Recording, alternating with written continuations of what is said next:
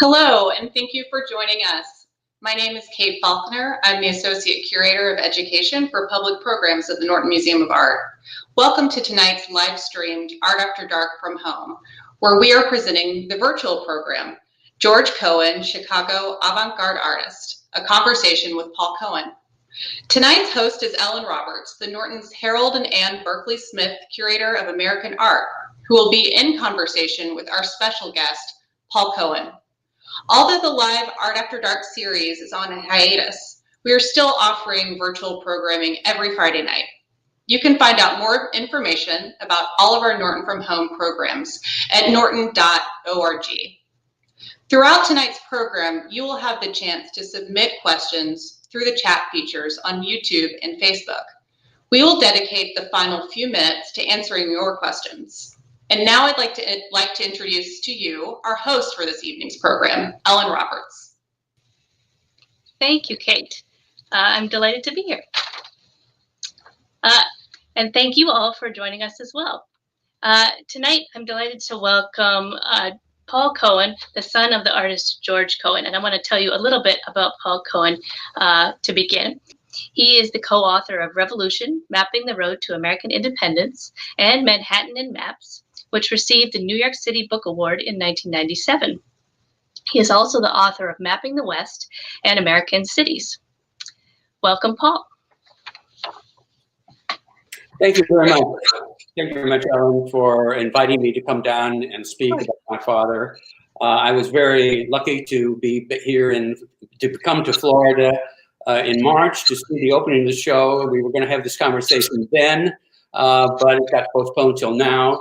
You did an excellent job of mounting that show, and it reminded me of my youth when my father was his paintings were being shown quite often. These paintings are from the 1960s, and that was when he had some prominence. And growing up in Chicago, my sisters and I didn't really realize that my father was part of a group that was creating a new style and approach, and was one of the leading artists in Chicago at that time. Yeah, it's exciting. Well, we're excited to hear your perspective on this topic. I think that this artist is new to a lot of our visitors and to our viewers, so they'll be excited to learn about him. We can have the first slide now. I just wanted to give you a little background on how we ended up doing this program. We were given a very generous gift at the Norton last year by Ellen Stern of 5 works by George Cohen. And so I thought this was particularly exciting for us because this was not an artist who was represented in the Norton's collection before this. So I thought it might be nice to do a show to really celebrate this gift and also allow our visitors to really be able to kind of dig into this artist and the 5 works that we have by him now. An artist that they maybe are less familiar with. Sadly, the show opened and then had to close after only 1 week because of the pandemic. But I'm happy to announce that it will be extended. So when the Norton opens again, you should be able to come see it at that point. So please do that. And so here is just one view of the show. And then if we can have the next slide, just showing you another more close-up of the art itself. And then another one. The next slide, again, is another view of the show. And the next slide is a picture of George Cohen, and Paul now is going to give us a little background on his father. This is a picture of my father. He's in our living room in Evanston, Illinois, and he is standing in front of a picture that he owned that he was very, very proud of. It was an 18th century picture that he discovered. And I'm going to circle back to that picture a little later on in the conversation and tell you a bit about it, because it's no longer hanging in the living room of one of our houses, in his house. It's now hanging at the Art Institute of Chicago. So I want to say a few things about my father. He was born in Chicago in 1919, and he came from a family of furriers. Everybody in his family had been a furrier, so it was quite unusual when he decided to become an artist. He didn't decide. I mean, he wanted to be an artist from his earliest years. And fortunately, his parents were very encouraging, and eventually he ended up at the Art Institute of Chicago, studying art there. And then he was drafted into the army and served in reconnaissance in Germany, and then came back from the war. And he had decided at that point that he no longer wanted to be an artist. He felt that he had learned a lot about technique, but he hadn't really learned what to say. He didn't know what to say. So he decided to become an art historian. And he went to the University of Chicago, and for the next few years did all of his residency work for a PhD in art history.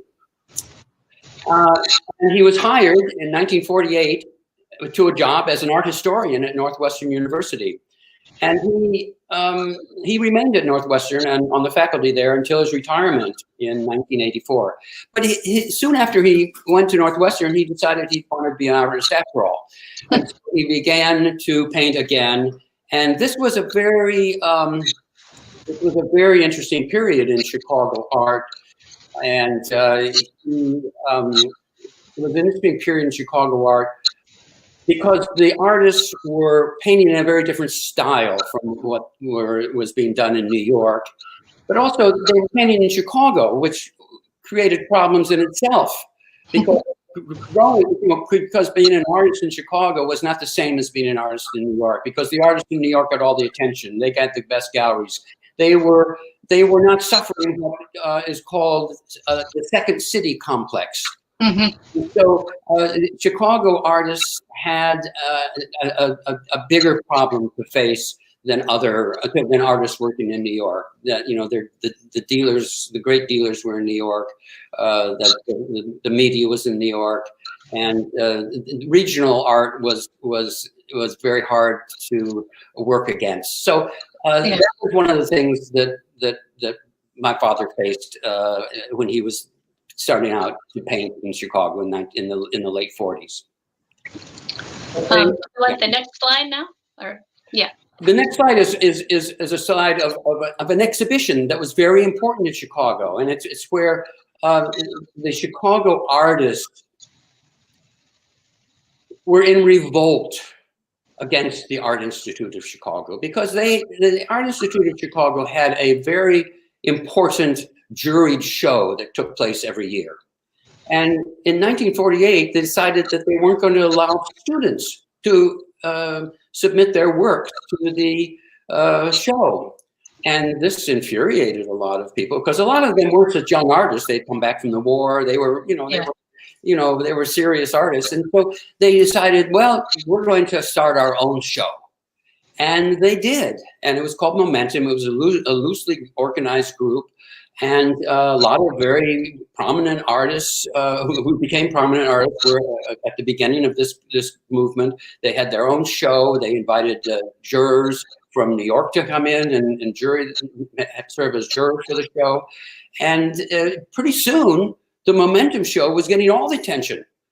The Art Institute was losing ground in this whole thing.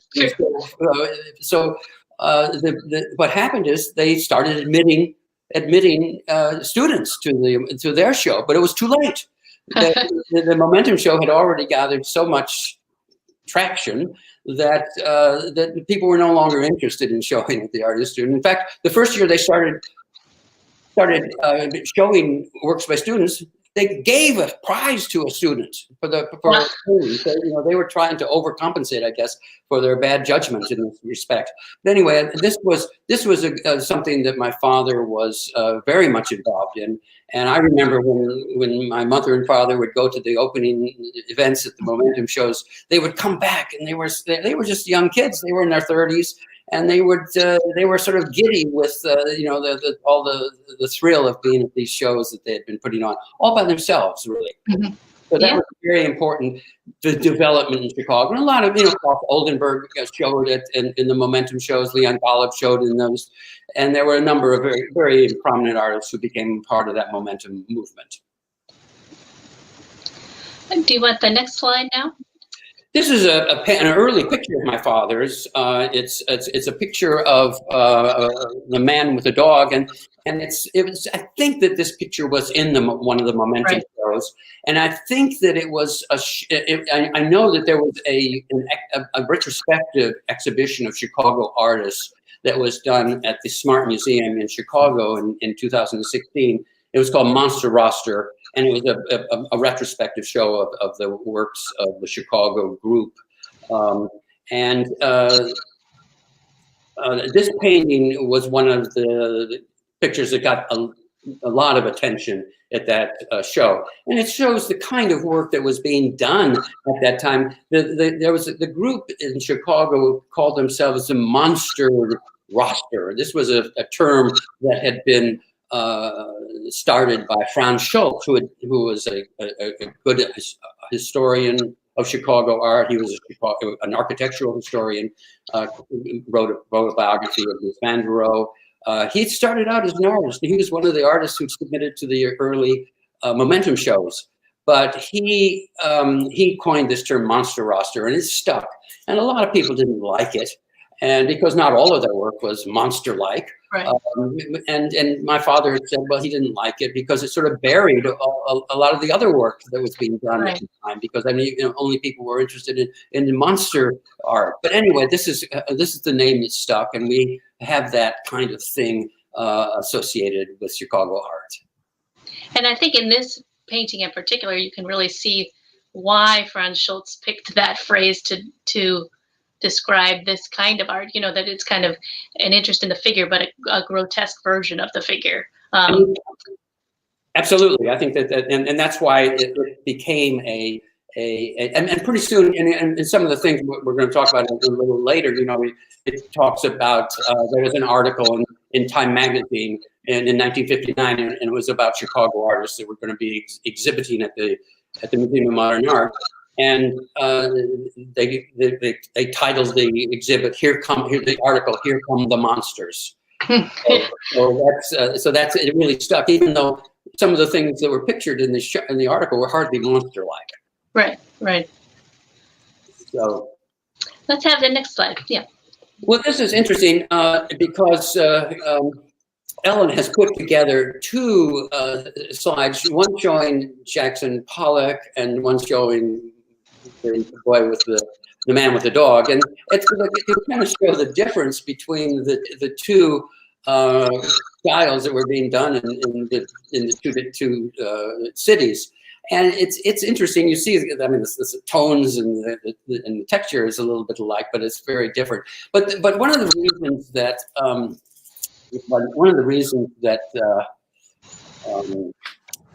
she selected that picture is because I had found this interesting remark that Jackson Pollock had made about the Chicago artists. He came to Chicago to judge one of the Momentum shows, I think in 1951. My father was in that show in 1951, and he came to judge it. And they invited him out, and they gave him an airplane ticket.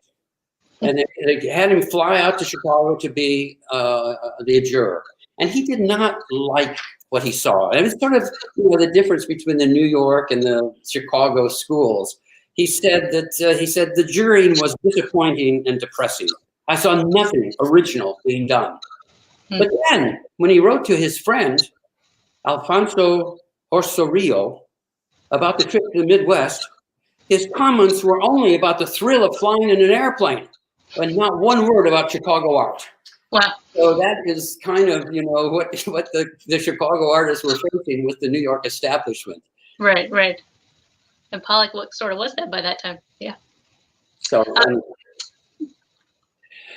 this picture is this is not a George Cohen picture. It's a Leon Golub picture, and it was probably part of that group of artists. I mean, this is a little bit later than Momentum. What is the date on that? It's 1959. Yeah. But Leon Golub and my father were very, very close friends. They grew up together in Chicago. They went at the Art Institute together. I remember Leon Golub when I was 9 years old. He was at our house all the time. My father was the best man at his wedding. to Nancy Spiro, and they were kind of very good friends, but kind of competitive also. And they both made these, Leon made these big classical figures, and he often had politics and warfare and so on in his pictures. And they were the pictures there because they were considered the two leading artists in Chicago during this period. So it's good to know that they were, close contemporaries and kind of in parallel paths for a lot of the time up to a point. Very interesting. This is not a picture of. This is a picture of Dubuffet, because in 1951, Dubuffet came to Chicago, and he gave a lecture at the Art Club of Chicago. And this lecture was very important to the artists practicing in the city. And Leon Golub, my father, Cosmo Campoli, who was a very good sculptor and part of that little group. I think Leon Golub and Cosmo Campoli were roommates. I think they lived together. I'm not sure, but I think they did. And that was sort of the group back then, when I was growing up of these artists who were friends. And Dubuffet came and he gave this lecture, and it was about savagery. It was about sort of the noble savage, and he was the one who dealt with the essence of things, and he wasn't corrupted by language, and his roots were pure. And Dubuffet talked to these artists and told him, first of all, my father said that he remembered this lecture so well because Dubuffet showed up at the lecture, and he's wearing this dark suit, white shirt, a dark tie, and he had a cigarette holder that he used when he smoked cigarettes out of this. He was so elegant. And then his whole talk was about savagery in art. It's funny. Well, this is a picture of Dubuffet at the Arts Club of Chicago. Yeah, I know. I was going to say that was brilliant. Brilliant if you could find a picture of him wearing that outfit. Contrast between that and his art on the other side, which has that savagery in the same way that your father's does. And they also talked about using everyday things, everyday materials that that were not in practice by most artists, and so this made a strong impression on these Chicago artists, not because they were inspired by it, but it confirmed what they were already doing. Yeah, it confirmed that. And I think that this had a big, strong influence on their art. Validated it in a way. Yeah, exactly. That's great. And we were talking before about the antagonism toward the Art Institute. Well, the artists, here they were forming their own exhibit, Momentum. And they were kind of at odds with the Art Institute. They weren't going to go to the Art Institute for their inspiration, especially after hearing Dubuffet talk about primitive art as the real basic source of art. They went to the Field Museum, and that's where they were inspired. And I remember when I was just growing up, my parents would pack us up into the car and take us to the Field Museum. And that was our go-to museum back when I was growing up. And I thought we were going to look at the dinosaurs, but no, we were going to look at the art of New Guinea and the art of Africa, and that's where they were finding so much inspiration in what they were doing. And they weren't alone; the other artists were doing this sort of thing as well. Yeah, and I'm impressed by reading, quotes from your father at the time talking about how inspired he was by this art that was lesser, not as well appreciated at that time, certainly as European art or American art was. So it's an impressive attitude, I think, to have at that time, because many people wouldn't have looked at it that way. Yes, I think that's absolutely true, and so that's where they were getting a lot of inspiration. And we'll see in some of the pictures we have slides of where that comes in fairly directly. Yeah. So this is just an example that I picked from the current exhibit at the Field Museum of the Maori, the ancient or the native people of New Zealand, the exhibit of their work that they have at the Field Museum. It's the kind of thing that George Cohen was being inspired by in these years. So here we have what would be this is it's a construction really of one of the Stern works that's in the exhibit. And it's from 1955, and it's a very interesting picture because it's sort of like a totem, sort of like a totem pole or something, or like a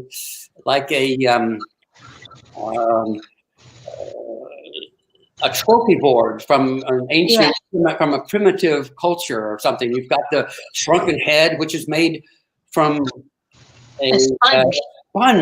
It looks so realistic. And then it's got a dreidel hanging along the side. To the right, I guess that's my father's tribe. And other emblems as well. So this is, you can see the direct influence with this kind of a construction piece of the things he was seeing at the Art Institute, at the Field Museum, I'm sorry, at the Field Museum at the time, when they were put in the Art Institute. And also in the kind of encouragement of Dubuffet to use different kinds of materials in his work, right? Yes, he did. I mean, he would use like soap dishes for to show, like prison bars, and he would use all kinds of everyday materials. And we're going to see how he breaks up dolls and stuff like that for his work as well. And I think in the next one there are dolls parts. Yes, this is one of his most famous pictures. It's not really a picture; it's construction. And this is a construction, and Ellen has very carefully put it side by side when it's somebody's looking at it and when somebody isn't looking at it, and it changes a lot. Unfortunately, we had to take the picture in black and white of the one where my father is looking into it, but it's called Anybody's Self-Portrait. It's a picture that's was in the assemblage show at the Museum of Modern Art in, I think, 1961 or 1962. It was the Museum of Modern Art bought the painting out of the show, and it's at the Museum of Modern Art now.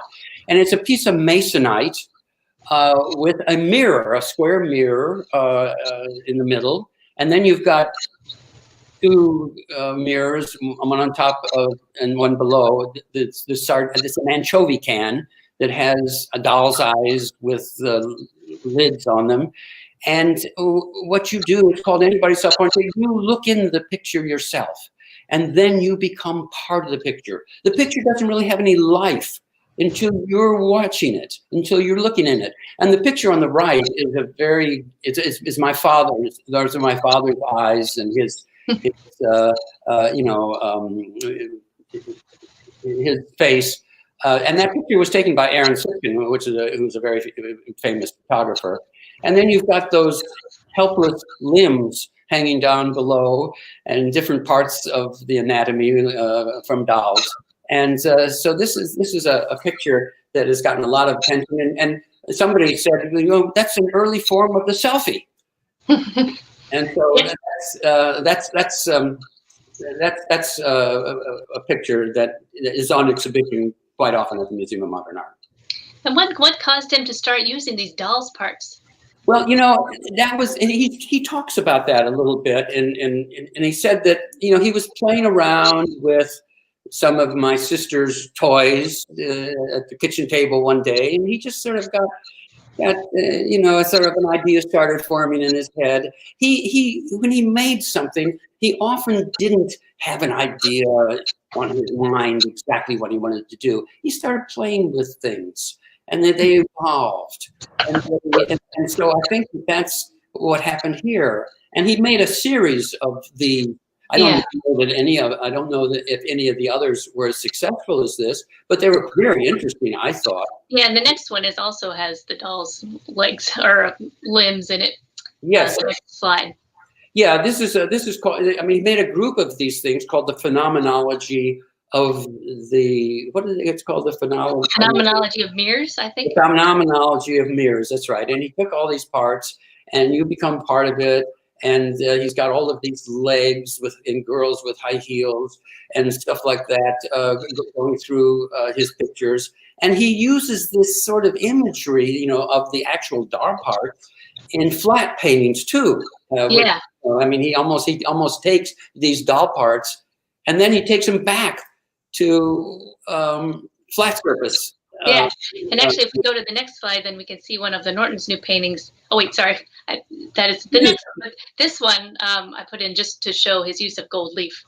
Yes, he used gold leaf, and also if you go back to that one, I think for a minute, he did use gold leaf a lot at one point, and he liked that. It was sort of like a Byzantine thing, you know, where people use silver and gold leaf to produce light within the image. And he did this with a great deal of success, and we were all intrigued when we saw all these plates of gold leaf, you know, around his studio. We used to, you know, use them for our own drawing sometimes. But this is interesting because that figure in the painting is very much like the drawing, the figure of the drawing that's at the Stern collection, isn't it? Yeah. We'll look at that in a minute too. Yeah, you can see that that's very much like that. That's interesting. Yeah.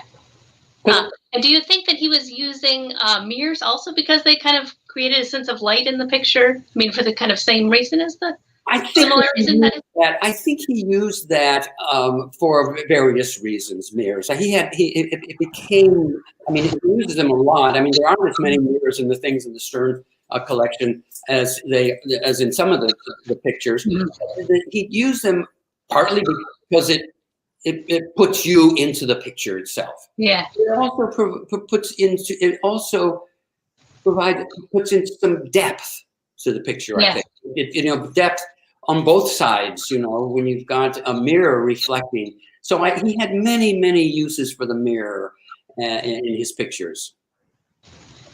And I think if we go to the next one is the Norton's other two paintings that came with this gift, and then you can kind of see the kind of disembodied legs we were talking about earlier, especially in the one on the left. Well, you do have there. You've got the broken up spaces. He was very well. It looks like doll parts. There's painted doll parts on some of those figures, but he was interested in the space, the figure in space, moving from panel to panel. He fragments the space, and then he fragments the forms. And these broken figures sort of appear and disappear, and they go from one area to another. And I think that this is one of the things he was intrigued with. The one on the right, we've got different sized figures, you know, floating in space on surfaces, and you have a sense of depth with that because you know they're all different sizes. You know, I guess you're showing your different relationship to the viewer to what's going on in the picture. And I think that the pictures were very much inspired by a trip we took to Italy. We lived in Italy in 1960, and we spent a lot of time visiting Etruscan tombs. Mm-hmm. And my father was intrigued by them, you know, the figures on walls and in the tombs. And he painted a lot of pictures after he had been in Italy and visiting these tombs. He painted a lot of pictures with, you know, figures of the walls. And another thing is the colors that he uses. He had a wonderful use of color, I think. And I believe one of his colleagues said, you know, you're like an alchemist with color. You know, he was able to produce it. And I remember once he had gone out with one of his friends to paint landscapes, and he came back and he was so kind of dismayed with this person. He's like, he just squeezes the tubes of paint onto a palette and just paints with them. And my father would mix them and we work with them until we got just the right colors to paint. So his color sense is so wonderful in these pictures. And I wanted to comment a little bit about the whole group of pictures that came to you from the Sterns, because they all came from Richard Feigen. And he was my father's dealer for most of his life. He had a couple of other dealers before that, but Richard Feigen was was passionate about my father's work, and he started his gallery in New York with the intention of showing Chicago artists. That was a bold move. He writes in his book Tales from the Art that he was sort of misguided by doing this, but he wanted to show Chicago art in New York. And so he opened this gallery, and when he opened this gallery, he opened with a one-man show of my father's work, and he was really just a tremendous amount of promotion and shows and stuff for my father. So he was really so behind him in all of this effort. You know, and speaking of your father's use of color, I think one thing that, the audience will not be able to see is the surface, especially of the painting on the left.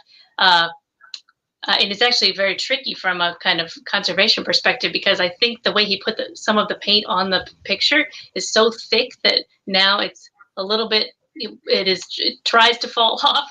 So we had to do quite a bit of stabilizing of that surface of the picture. Is that because, was he actually mixing on the paint on the canvas, or is he mixing first and then using? Because it's interesting, because the blue rectangle in the center of the picture is much flatter, but then there are other areas that are very thick with paint.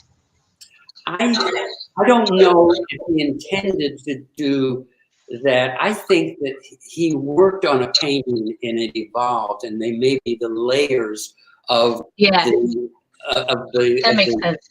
Of how he did it. And other painters do this too, who are so careful about the detail. Yeah. I think that's more of it, though he did like the texture of things. And there are some pictures like this that are sort of low bas relief. Yeah. I get and they're very in the same kind of grouping. And I think the next slide shows the two drawings that we were given. Yes, those, and I think that those are interesting. The one on the left, it shows his interest in primitive sculpture. I think that you see the breasts are like those statues we saw before on that sketch. And these were very much like some of the things we would see at the Field Museum. And then the one forms you would see in African art as well. Yeah, in African, yeah. So and that one is, I don't know what these are figures that my father used. The Maenad, the running Maenad on the right, he used that quite a lot in some of his pictures. There's a very beautiful picture he made of with silver and then the figure in the center is like the painting that we look at. Right, the auger, yeah. So it seems like both these, as we discussed, both these drawings are signed. So he thought about them as kind of finished works, but the one on the right is also kind of a study for other elements that he's going to use in other works too. I'm really perplexed by that picture, because I don't really know what it is, but because I don't know that he's going to use them in other things, but they are images that he liked. Yeah. And then I think we have next, let me see. Yes, some of his later pictures, just to show the audience that he was painting after some of the things that we have in the show, because the show is confined to work from the 1950s and 1960s. But so then we have some of these later works, which are fascinating as well. Well, I think that maybe at this point, we should just talk for a minute about that picture I was going to come back to. Yeah. At the beginning, we could go back and show that that picture of George Cohen standing in front of a classical work, and we're at the piano. And I'll just say, make a comment on that before we enter into these other things. It is right next, I think. Yeah. That picture of him standing in front of a painting, that picture is a painting, a very large imitation bas-relief painting that he discovered in, I think it was 1959 or 1960. He discovered this painting, a dealer had it, and he loved it. He just thought it was the most magnificent thing he'd ever seen in his life. The quality, he has a great eye. He bought the picture. He had never bought a painting before, as far as I know. He bought this picture, and he just was mesmerized by it. And he thought it was by somebody great. And it turns out that it was probably by Chardon. And he did a lot of research on it, discovered that he found references to the painting in the catalogue raisonné of Chardon's works, and he convinced practically every art historian in the world that it was a Chardon. And it was hanging at one point at the Art Institute in Chicago, right next to another Chardon as a bona fide Chardon. It's not quite as certain these days it is a Chardon, but it's still hanging at the Art Institute of Chicago as a painting attributed to Chardon. They still say attributed to Chardon, right? Yeah. Attributed to Chardon and hanging there now. And I just think that it's an interesting thing because he had such a great eye, and the historical background helped him, get this. And it was kind of an important discovery that he made in yeah. And in the later works, you can see his real interest in art history and how he brings those kind of art historical elements into his own paintings. So if we could go back to the final slides again, thank you.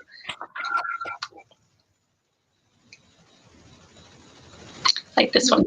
This is an interesting picture that my father made of a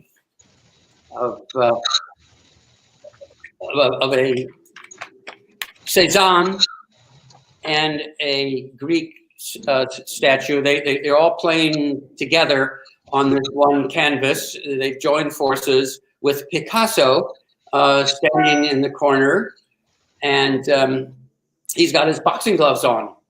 And my father loved Cézanne. When we were kids, we went and visited his studio in Aix-en-Provence, and he loved classical art. And so he's combined these two things. And then he's got Picasso in there with boxing gloves. And I'm wondering, I'm not quite sure what this means, but it seemed, he thought Picasso was the greatest artist for the 20th century. And I think that lots of people think that. Maybe true. Yeah. And so, and he had tremendous admiration for him.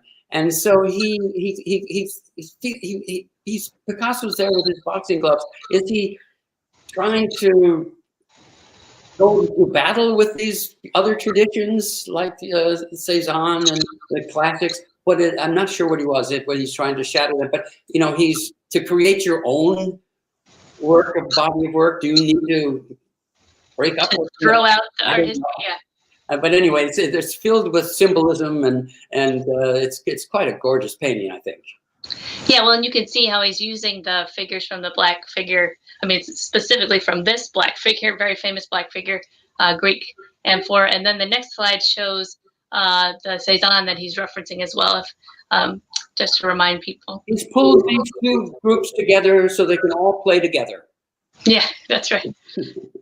And then the next one is referencing a very famous Rembrandt. Yes, this is a very famous Rembrandt, and it's this is the original Rembrandt is one of the paintings that was stolen from the Gardner Museum. And I guess they're all still gone, aren't they? Yeah, that's why I put unlocated. Yeah. And he liked to take these pictures that these classical works, and he's added mirrors. He also talked about alchemy, and he's got there's Adam and Eve in the corner. There's a Dürer, not a Dürer, a Bosch in there. There are mirrors so that you can participate in the picture yourself.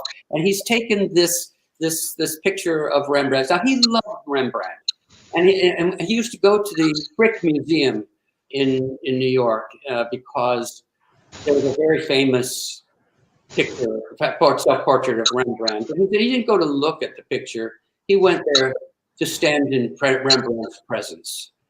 Yeah. So, and so this was a sort of an homage to his favorite, one of his favorite artists, and this is he worked with classic painting quite a bit toward one period.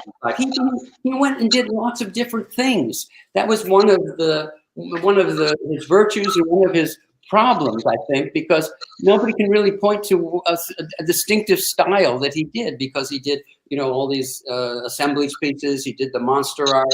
He did the phenomenology of the mirrors. He did these classical things. He did some paintings with white on white. I mean, it's very hard to, put your finger on any particular style, where I think many artists stick to one style and they become known for that, and it makes their road a little easier.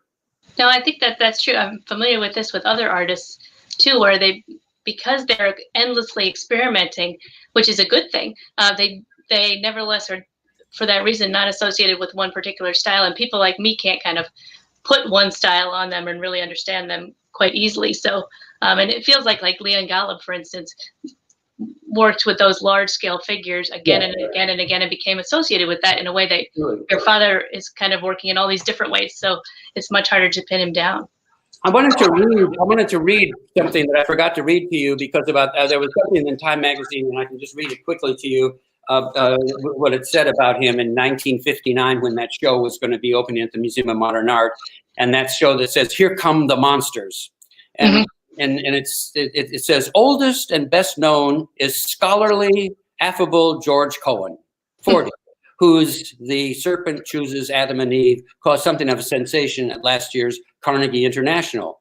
In that, as in most of his canvases, Cohen combined deliberately clumsy pictographic painting with collage, pasting in round mirrors and a hank of Eve's hair. Mirrors," he explains, "are the supreme illusion. They mock both the viewer and the painting." Cohen teaches at Northwestern University, talks well about other men's art, but bogs down when it comes to his own nightmarish visions. So that sort of gives a little capsule of how he was thought of back in 1959, when his work was gaining in prominence. Let's see if we have any questions here. Let's see here. And if anyone else has questions, please feel free to post them in the comments field. This one says, a question about should we consider art done within an established tradition, albeit outside the Western canon, like Maori art, to be savage, which is the way they would have referred to it at that time, but it obviously is not. That's a very unfortunate term.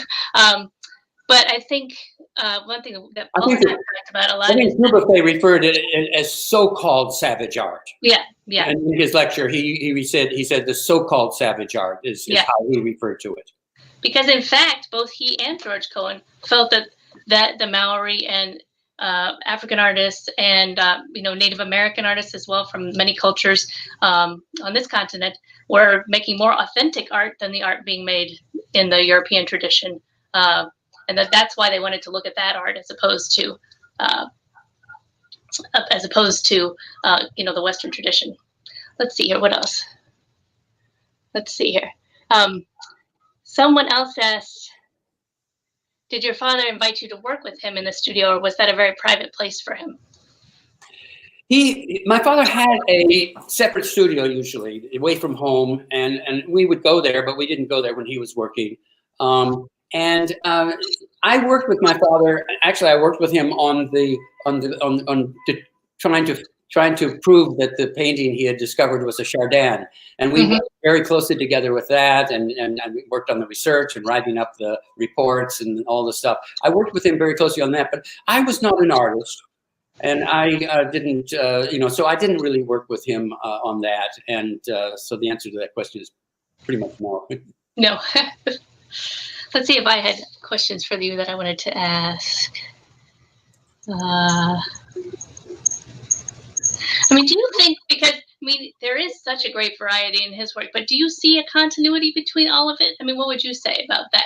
Is there something that ties together, his constructions with these works, the later more overtly art historical works with the earlier Munster Rust, or the kind of more colorful ones that we have at the Norton? I really don't know, because because he changed so much. I know that there was this exhibition of his work at the San Francisco Museum of Art. I forget exactly when it was. They did a nice catalog of it. And I remember when the reviewer was talking about it, he went in and talked about all these different styles that were. He says here, there are a number of apparent phases within the development of his art, which the scope of this exhibition covers. They have been called emblematic, figures in groups, constructions, phenomenology of mirrors, reliefs, flesh painting. I mean, he's got all of these different things, and you have to, and I don't know that he, there's the recurring use of the figure, I think, is probably the thing that ties him together. He uses the figure in many different ways in all of these things, and I think that's the thing that ties them together, if there is anything. Wouldn't you say?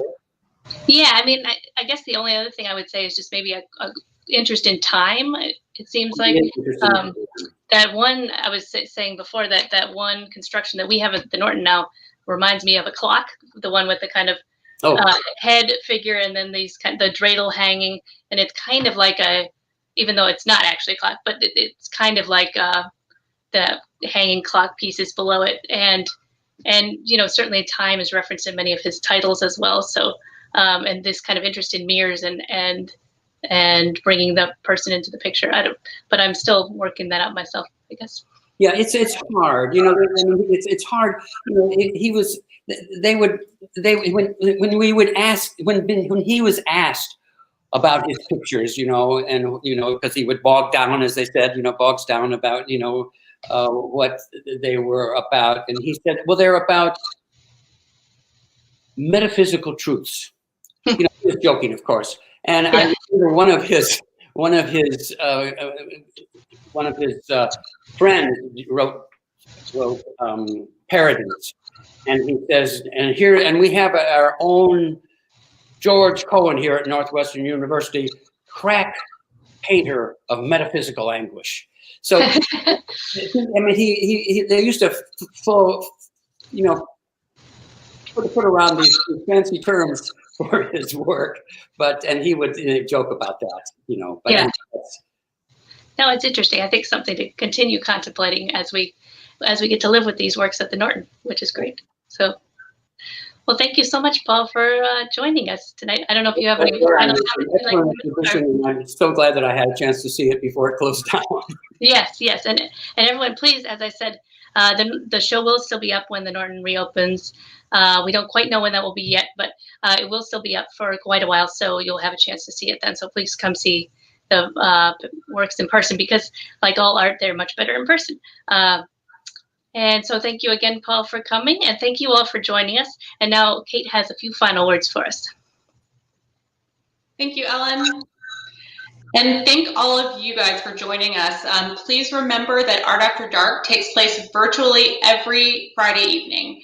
And next Friday, November 6th, please join us for a curator conversation with Laurie Barnes, Elizabeth B. McGraw, Curator of Chinese Art, as she introduces highlights from the special exhibition, Divine Beings. Thanks again, and have a great weekend.